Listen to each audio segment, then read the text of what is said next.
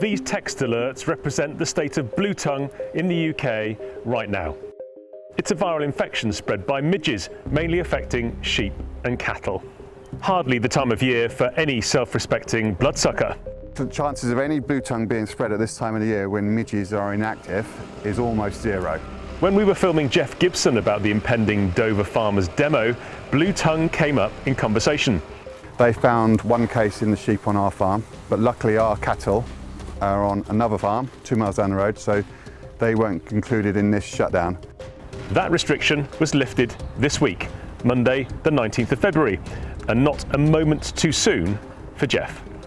They've taken the stance, DEFRA and the authorities, to just close everything down, blood test everything, but it's been an absolute disaster for so many farms that can't move their stock.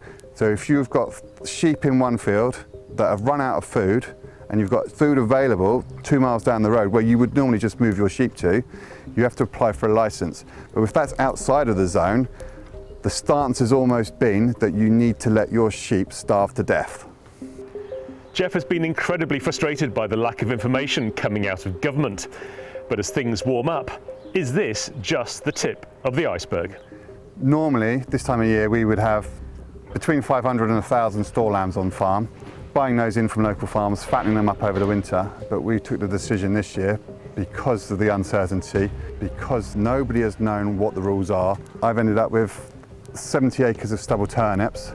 Luckily, another local farmer, who, because he's now restricted and he can't move his sheep about, he can have my stubble turnips, he can buy them. Otherwise, they would have been absolutely, totally screwed. Fortunately, we're in the vector low period as it currently stands. We don't know what's going to happen in the spring. One of the challenges with any new or emerging disease is the information can be very quickly out of date. There is therefore a lot of information and a bluetongue hub for any farm who wants the up-to-date information, and it is updated daily. You can find that on ruminanthw.org.uk. Also, AHDB are running a bluetongue virus hotline, and the number for that, if anybody wants to speak to somebody about this, is 024 777 103 86. Forewarned is forearmed. But if this represents bluetongue cases in the UK in February, what will April and May look like?